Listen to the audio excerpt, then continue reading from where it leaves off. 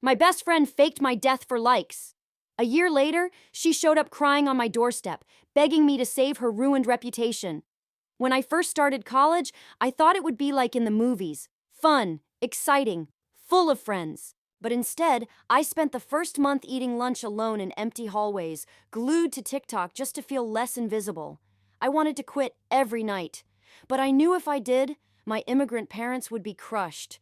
So I kept going, and kept all my breakdowns in my notes app. That's when Ava entered my life. She saw me sitting alone one day and complimented my shoes. That one sentence turned into a full-blown friendship. She even added me to the Snapchat groups. And when I started posting photos, the likes and comments rolled in. I felt seen for the first time.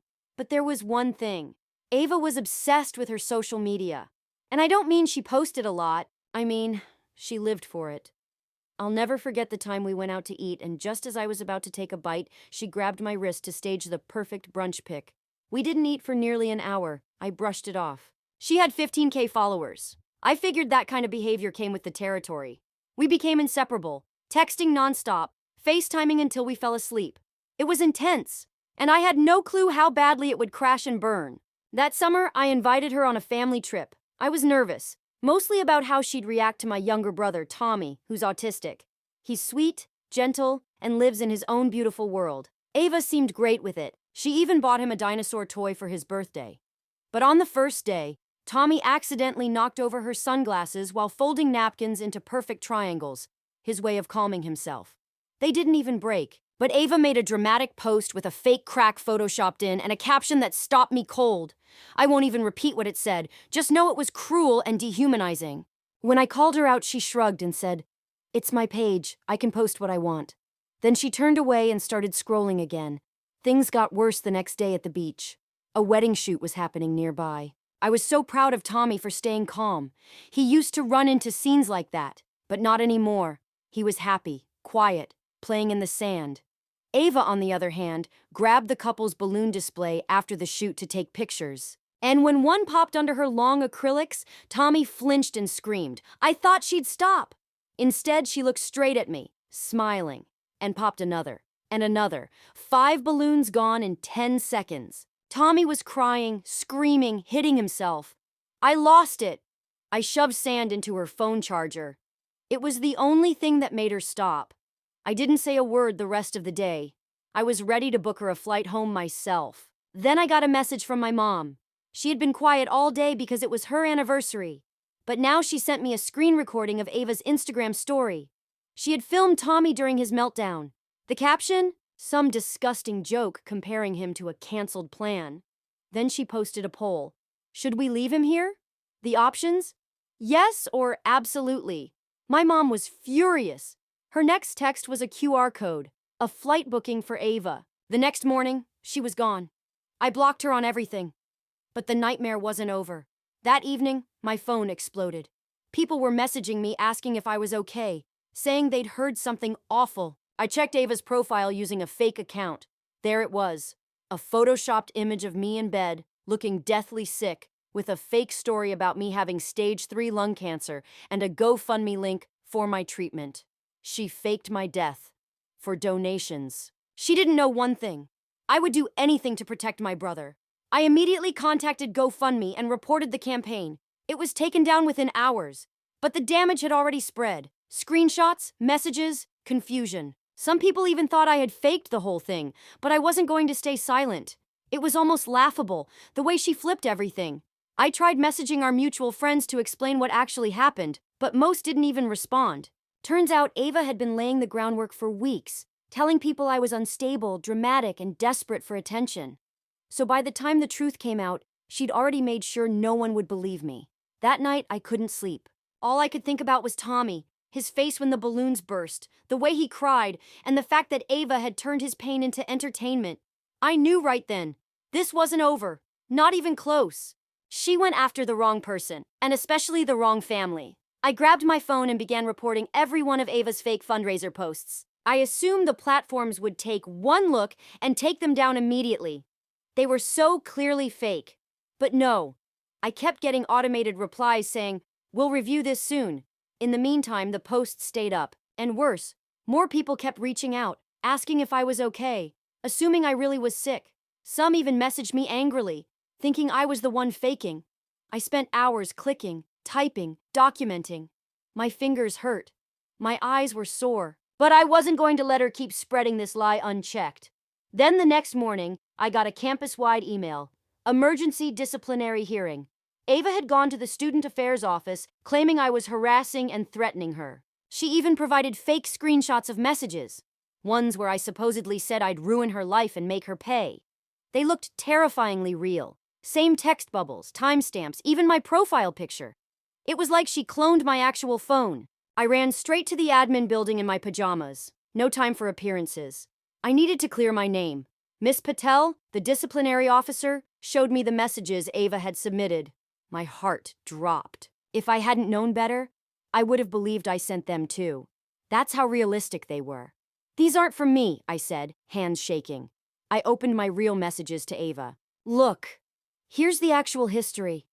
She scrolled through my phone in silence. I could see the shift in her expression, the realization that something wasn't adding up. She asked me to wait outside. I sat in a hallway chair that felt harder than stone, knees bouncing with nerves. Students walked past, some sneaking glances, others whispering. It felt like I was wearing a neon sign that said "Troublemaker." 20 minutes passed before Miss Patel called me back in. She said that while there wasn't enough proof to punish me, they also couldn't take action against Ava without more concrete evidence. I was relieved, but also furious. Ava had come this close to ruining everything, and she was still walking around like nothing happened. On my way out, I saw her across the courtyard. She was surrounded by a group of girls, sobbing dramatically, her mascara running in picture-perfect streaks. When she saw me, she leaned in and whispered something. The whole group turned and glared. Just like that, I was the villain in her version of the story. Later that afternoon, I got an email from my English professor asking me to stop by. When I walked into his office, I could tell something was off. He looked concerned. "I got a message about your well-being," he said. "If you're dealing with anything mental health related, just know we can offer support and extensions." I froze. Then he showed me the email. It looked like it came from Campus Health Services. It claimed I had a long history of emotional instability, including paranoia and delusions. It warned professors I might fabricate stories about students or falsely claim harassment. My stomach twisted. It was Ava. She hadn't sent real medical records, just faked an email that looked official enough to pass at a glance. It had just enough technical terms to sound legit. I explained everything to my professor. Showed him the screenshots from Instagram, explained the fundraiser, the lies, all of it. He nodded and said he'd disregard the email. But I could tell he still wasn't sure. There was hesitation in his eyes. Doubt. Just like Ava wanted. He suggested I talk to campus security. I thanked him, but I knew they wouldn't be able to help. Ava was smart. She never left a digital fingerprint. She wasn't just trying to hurt me. She was building a case that I couldn't be trusted, so that even if I told the truth, people would question my sanity. And it worked. In the following days, I could feel eyes on me during class. Professors watched me a little too closely. Conversations hushed when I walked by. And some classmates gave me that "be careful" look, like I was one step away from losing it. She wasn't just ruining my reputation. She was trying to erase reality. Things got worse. Fast. People in my group project suddenly had plans and conflicts anytime I tried to meet. I was being shut out, and it wasn't random anymore. It was intentional. I felt like I was back in those first lonely weeks of college, but this time, the isolation was being engineered. I knew I needed proof, solid, undeniable proof. So I reached out to a girl in my dorm named Diana. She wasn't particularly close with me or Ava, which made her perfect. Calm, logical, unbiased. I told her everything and asked if she'd be willing to casually bring up my name around Ava, just to see what happened. 2 days later, Diana texted me. I recorded the whole thing. I hit play, and my blood ran cold. Ava told her I was dangerously obsessed with her, that I was following her, sending threats, and trying to destroy her life out of jealousy. Her exact words? "She's actually kind of scary. I'm thinking about getting a restraining order." I wanted to scream. She was flipping the entire situation, and people were buying it. Even with the recording, it was still just her word against mine. I needed something undeniable. That night, I got added to a new group chat. It was filled with people from my dorm, some of Ava's friends, even classmates. The last message was from Ava. Guys, I'm scared. She's been following me and waiting outside my classes. I sat frozen as replies came flooding in. That's insane. Do you want us to report her? We'll walk you to class. Then someone tagged me directly. We know what you're doing. Leave Ava alone or you'll regret it. I threw my phone across the room. It hit the wall with a thud but didn't crack, unlike me. I curled up on my bed, fighting the urge to cry. A month ago, I was just a freshman trying to make friends. Now I was being treated like some unhinged threat, all because I stood up for my brother. The next day, things got real. A group of Ava's friends confronted me outside the library. 5 of them. One was Jacqueline, someone who used to be friendly with me. Not anymore. They formed a circle, blocking my path. People walking by slowed down, curious. A few pulled out their phones.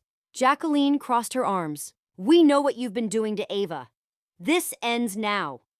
I tried to speak, to explain, but they drowned me out. One of them took photos of me, probably to prove they'd handled me. I pushed past them and ran to my dorm, my chest burning and eyes stinging. I fumbled with my keycard, shaking. Campus no longer felt safe. I started changing my routes to class, skipping meals in the dining hall, hiding in my room. And ironically, I did start to seem paranoid and withdrawn. Just like she claimed. My grades dropped. I avoided discussions, missed study groups. I didn't want the stares, the whispers. Eventually, I booked an appointment with the campus counselor, Dr. Chen. Her office was warm and gentle, the lighting soft. She welcomed me in. I told her everything, from the beach incident to the fake fundraiser to the disciplinary hearing. She listened closely, but I noticed it. The subtle shift in her tone. Her questions became careful, probing. Have you often felt like people were against you? Is it difficult for you to trust others? I realized how all of this might sound to an outsider. A tangled web of online drama, manipulation, fake screenshots, fake emails. It sounded impossible. So I pulled out my phone and showed her. The fake fundraiser. The post mocking Tommy. Diana's recording. She listened again, but this time something changed in her expression. Her voice softened. This isn't just bullying. This is targeted harassment. And you're not imagining it. She helped me build a strategy. How to document everything. How to file formal complaints. How to protect myself. She even referred me to the university's legal department to discuss a possible cease and desist. I finally felt like I could breathe. But that peace lasted less than a day. That evening, my phone exploded. Missed calls, texts, DMs. Even Tommy's special education teacher messaged me. Confused, I checked social media. And that's when I saw it. Ava had posted a memorial tribute to me on Instagram. She claimed I had taken my own life, out of guilt for lying about cancer. Ava had gone way too far. She posted a tribute to me, as if I had passed away. There was a photoshopped image of me, with fake birth and death dates, surrounded by angel emojis and captions about mental health awareness, and saying goodbye too soon. The post blew up. Thousands of likes, hundreds of comments. People were mourning me, sharing memories, writing rest in peace under a photo of someone who was still very much alive. My phone lit up nonstop. My parents were calling over and over. I finally answered, and all I heard was my mom sobbing. She'd seen the post through a relative. I kept repeating, "I'm fine, Mom. I'm alive. None of it's true." But she was hysterical. My dad was ready to drive to campus immediately. And Tommy, I could hear him in the background, panicked, crying, saying, "She's not gone, she's not gone," over and over again. I eventually calmed them down, but I sat there shaking. Ava didn't just lie. She didn't just manipulate. She staged my death. For clout. For sympathy. For likes. And people were thanking her in the comments for being so brave during her grief.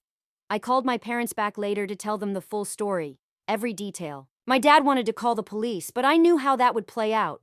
No hard evidence, no witnesses. Just another word versus word. And Ava had already made sure people thought I was unwell. That's when my mom said something that stopped me cold. "What if we don't correct it? Not right away." I paused. "What do you mean?" "If people think you're gone," she said carefully, "maybe Ava will drop her guard. Maybe she'll say something to the wrong person." As insane as it sounded, it made a strange kind of sense. If Ava thought she'd won, she might get sloppy. We agreed to keep up the illusion. Just for 48 hours. I emailed my professors saying I had a family emergency. deleted all my social media, turned off my phone, and disappeared. Lisa, my roommate, agreed to help.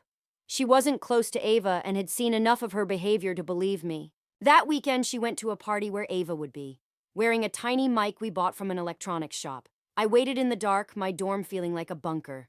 Every hour, Lisa sent updates. Ava arrived. Ava was drinking. Ava was talking about me again.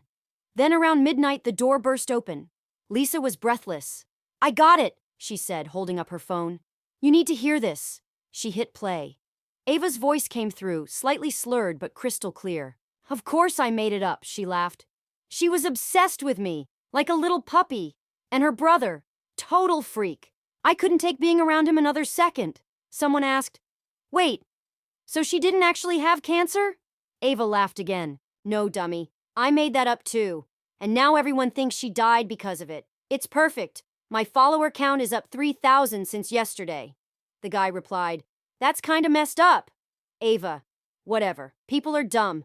They'll believe anything. And she deserved it. She dumped sand in my charger. Do you know what a new iPhone costs?" The recording continued with Ava bragging about everything. How she created fake messages, sent fake emails pretending to be campus staff, manipulated professors, counselors, even the confrontation outside the library. When the audio ended, I just sat there. Even after everything, some part of me had hoped this was a misunderstanding, that she wasn't truly that cruel. But there it was, in her own voice. Lisa looked at me. "What are you going to do with it?" I took a breath. "Send it to me. I need to talk to my parents." They were relieved. Finally, real evidence. We discussed what to do and made a plan. The next morning, I was going to student affairs, with the recording, with my parents, with everything Ava never thought I'd be able to prove. But then, before I could walk through that office door, something happened I didn't see coming. Then something happened I never expected. Catherine, one of Ava's own friends, someone I barely knew, messaged me on Snapchat. "I know you're not gone. I heard the recording from the party. Ava's planning to fake a funeral this weekend. For content." She attached screenshots of a group chat. Ava was organizing a whole performance. She was planning to cry over a random grave, film it for Instagram, and pretend it was mine. She'd bought a bouquet of white roses, picked out a black dress that would look good with filters, even asked someone to record her breaking down for the camera. That was it. The last straw. I sent everything to my parents, and within the hour, we were on a call with the dean of students. An emergency meeting was scheduled for that afternoon. When I walked into the administration building with my mom and dad, I wasn't nervous. I felt steady. After everything I'd been through, I finally had the truth. And I wasn't alone anymore. Dr. Williams, the dean, listened carefully as we laid out the timeline. We played the recording, we showed the screenshots, we shared the fake tribute post, and even the emails Ava had sent to my professors. His face darkened. "This is one of the most disturbing cases of targeted harassment I've seen in my career," he said. "I assure you, we will take immediate action." As we sat there, my phone buzzed. Notifications flooded in. Ava had just posted an update, claiming she'd been misinformed, that the news of my death was a tragic mix-up. She said she was relieved I was okay and hoped everyone would be gentle with their words during this emotional time. But it was too late. The recording from the party had already gone viral. Group chats, stories, screenshots. People were putting it all together. The truth was out. By that evening, Ava's Instagram was private. Her follower count was tanking by the minute. Students who once confronted me were DMing apologies. Professors who'd believed her emails were now reaching out to offer support. The next morning, Dr. Williams called me back in. "Ava has been suspended pending full investigation. She left campus last night. Her parents have been notified." They were stunned. Turns out this wasn't her first time creating elaborate stories online, but it was the worst. I felt everything at once. Relief, anger, grief. Not just for myself, but for my family. For Tommy. For everyone who had been dragged into Ava's cruelty. That weekend I went home. The second I stepped through the door, Tommy ran up and hugged me, arms wrapped tight. "I knew you weren't gone," he said. "Bad people tell lies." I hugged him back, my eyes stinging. "They do, buddy, but they don't win in the end." We sat together that night as he arranged his dinosaur collection in perfect rows. His world, his joy, untouched by Ava's hate. And I realized something. She had lost everything. Her followers, her reputation, her status. She'd built a kingdom on deception, and it had collapsed under the weight of her own lies. Later that night, Lisa sent me a screenshot. Ava's account was gone. Deleted. Erased. The digital empire she had built. Wiped clean. I put my phone away and focused on the only thing that mattered. My family. Tommy was explaining the difference between a stegosaurus and an ankylosaurus, his face lighting up with every word. This was real. This was love. And no filter could fake that. When I returned to campus the next week, everything had changed. People smiled, waved, strangers checked in. Professors who once seemed distant now offered encouragement. And for the first time, I wasn't just surviving. I was seen. I was surrounded by real friends, not curated followers, but people like Lisa, Diana, and even Catherine. People who stood by the truth. As for Ava, I heard she transferred to a school across the country. Somewhere no one knew her story. Part of me hoped she'd learn, that she'd change, that this experience would shake something loose inside her. But deep down, I knew better. People like Ava don't stop. They just look for a new stage. So I made one of my own. I started a support group on campus for students with autistic siblings or neurodivergent family members. A place where stories like Tommy's weren't twisted or hidden, but celebrated. And that's how I got my voice back. Not by fighting lies with lies, but by letting the truth speak loud enough for everyone to hear. A few weeks later, I was leaving a support group meeting, something that had become the one place on campus where I felt truly understood. When a final message popped up on my phone. You ruined my life. I hope you're happy. It was from an unknown number, but I didn't need a name. I knew it was Ava. I stared at the screen for a few seconds. Not with fear, not even anger, just clarity. She had spent months trying to destroy me with lies, and I had fought back with truth. That was the end of it. No reply. I blocked the number and tossed my phone onto my bed, but Ava wasn't done. The next morning, I woke up to another flood of messages. Not from her, but from random accounts I didn't recognize. Some were supportive. Others were cruel. Apparently, she had created a new account, spinning yet another version of the story.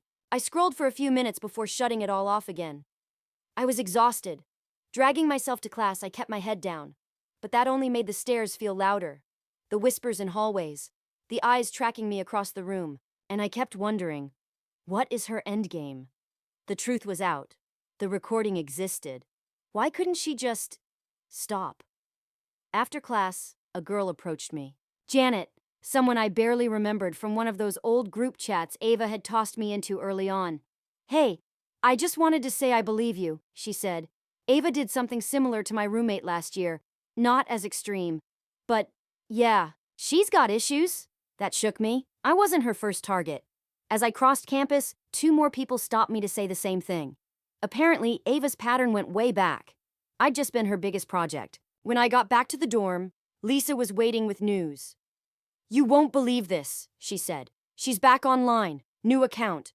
She's claiming she's the victim now. Says she was framed by jealous haters who faked audio to ruin her life. Lisa showed me the video. Ava, tearfully pleading to a new audience. The comments were split. Some calling her out. Others buying into her story. And then Lisa scrolled to the next post. She's planning to come back to campus. She says she'll clear her name at the student union. She's trying to host a gathering. My stomach dropped. Just when I thought it was over. She was trying to rewrite the ending. I called my parents. My dad offered to drive up again, but I said no. I told him I could handle it, even though I wasn't sure I could. That night, I barely slept, imagining every possible scenario. Ava showing up surrounded by supporters. Or worse, showing up alone. Weaponizing sympathy all over again. The next morning, I skipped class and went straight to Dr. Williams. He was already aware. We've been monitoring her social media, he said. She is not allowed on university property. If she shows up, campus security will remove her immediately. That was comforting. But I knew Ava. Bans and rules didn't scare her. She was clever and persistent. She's still inviting people to the union, I said. Dr. Williams nodded solemnly. We'll have security present, but I strongly recommend you avoid the area. There's no reason to put yourself at risk. I nodded. But deep down, I wasn't so sure anymore. Running hadn't helped. Silence hadn't helped. Maybe it was time to stop hiding. The day of her return, I woke up feeling different. Calm. My support group had helped me see it. Ava only had power if I gave it to her. Her lies only worked if people believed them. And now, fewer and fewer people did. The day Ava said she'd clear her name, I made a choice. I wouldn't hide. I got dressed, went to class, ate lunch in the dining hall like it was just another Tuesday. Lisa was with me, along with Diana and a few others who had become my unexpected support system through everything. We were sitting at our usual table when the room suddenly hushed. A wave of tension swept through the space. Heads turned toward the entrance. Ava had arrived. She was dressed in all black like she was at a funeral. Oversized sunglasses indoors. Drama dialed up to 10. And flanking her were two girls I didn't recognize. Probably new recruits from her latest version of the truth. She scanned the room, looking for me.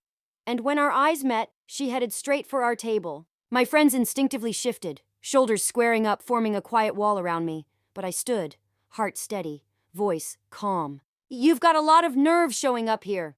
She pushed her sunglasses onto her head, revealing perfectly smudged mascara tears, the kind that take effort to apply. I just want to talk, she said. Clear the air. There's nothing to clear, I said, holding her gaze. You lied. About me. About my brother. You faked my death. And everyone knows it. For a second, her face cracked. Just for a second. Then she snapped back into character. That recording was edited, she insisted.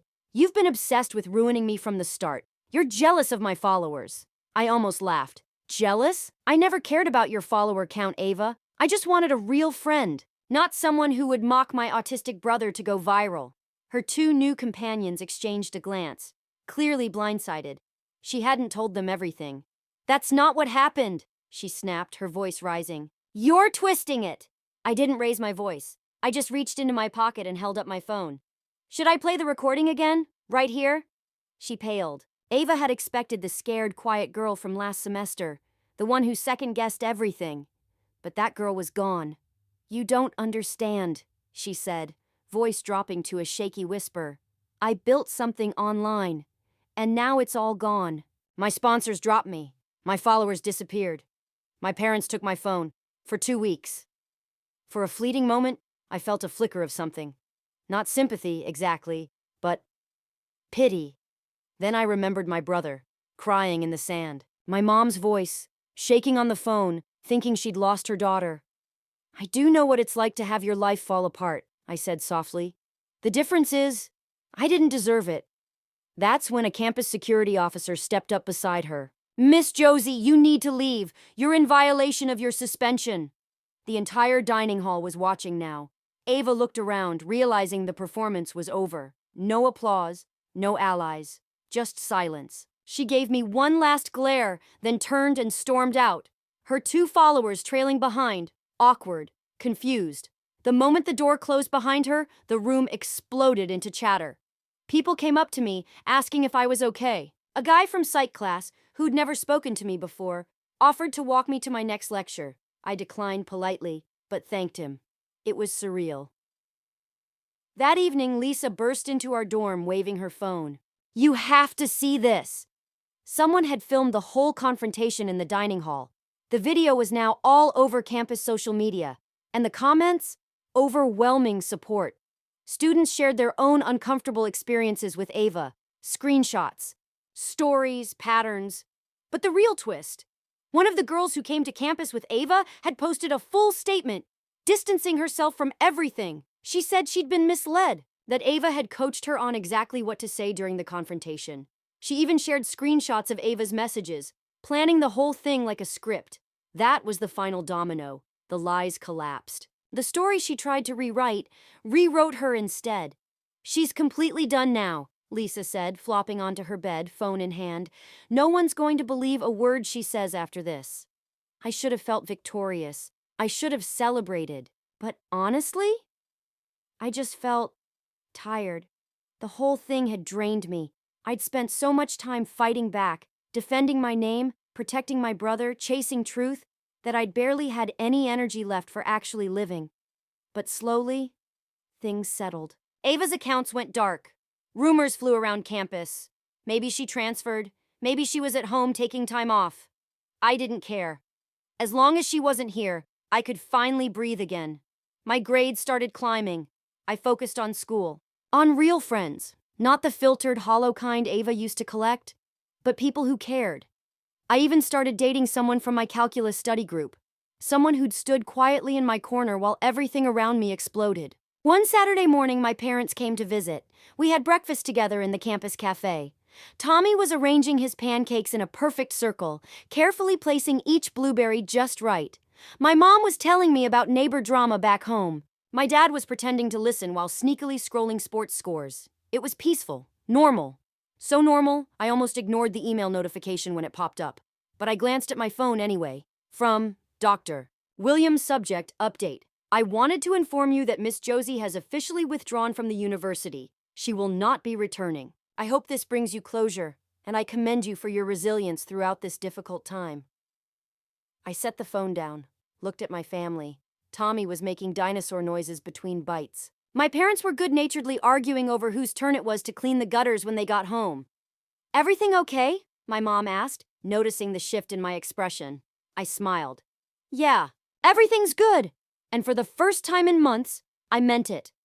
Later that afternoon, I took Tommy for a walk around campus. He loved the old buildings, the squirrels darting across the quad, the students tossing frisbees and studying under trees. We stopped by the bookstore where I bought him a university t-shirt. He put it on immediately, right over his regular clothes, and beamed. On the way out, I saw Catherine, the one who'd sent me that first recording. She waved and walked over. "Is this your brother?" she asked with a smile.